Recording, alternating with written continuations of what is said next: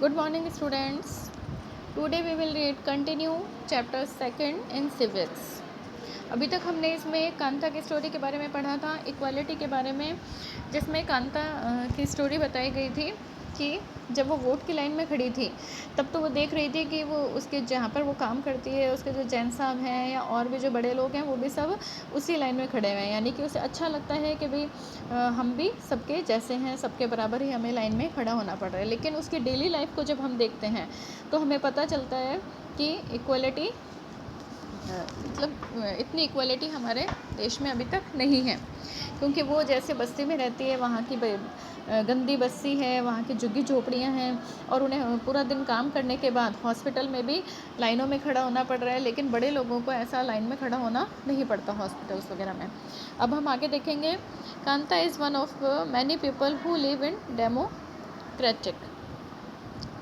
कांता उनमें से ही है जो हमारे जैसे जो डेमोक्रेटिक इंडिया है, डेमोक्रेटिक इंडिया में ऐसे बहुत सारे लोग हैं who have the right to vote, जिनको वोट देने का अधिकार है, but whose daily living and working conditions are far from equal. लेकिन उनकी जो डेली की जो लाइफ है और उनकी जो वर्किंग कंडीशन है वो बहुत ही दूर है इक्वलिटी से। अपार्ट फ्रॉम बीइंग पुअर, यानी कि पुअर होने के अलावा, people in India experience inequality in different ways. अलग अलग तरीके से भी लोगों को इसका एक्सपीरियंस हो जाता है कि इनइक्वालिटी है देश में अभी भी, यानी कि अभी भी देश में पूरी तरह से समानता नहीं है। Let us see what the means by reading in two stories given below. अब हम देखेंगे जैसा कि नीचे दो स्टोरी में बताया गया है।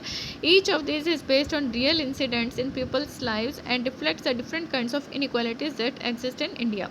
इन दोनों कहानियों से हमें पता चलेगा कि अभी तक भी भारत में कैसे इनइक्वालिटी है। One of the more common forms of inequality in India in the caste system. सबसे मेन जो कॉमन फॉर्म है इनइक्वालिटी का वो तो भारत में क्या है, कास्ट सिस्टम। इससे हमें साफ पता चलता है भारत में अभी तक भी कास्ट सिस्टम विद्यमान है। If you live in rural India your cast identity in something.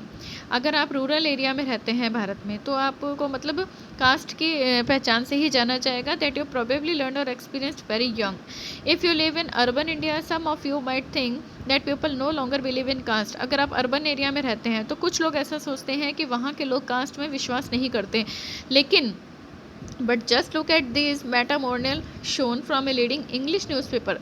लेकिन जस्ट आप अगर जैसा कि ये मैट्रिमोनियल ये जैसे दिए हुए हैं तो इनमें अगर जो न्यूज़पेपर्स वगैरह में जो मैट्रिमोनियल्स एड्स निकाले जाते हैं उनसे पता चलता है कि भाई अभी तक भी कास्ट की प्रधानता है हमारे भारत में, क्योंकि जो अभी तक भी कुछ इश्यूज़ हैं of caste countries to be the minds of highly educated urban India's.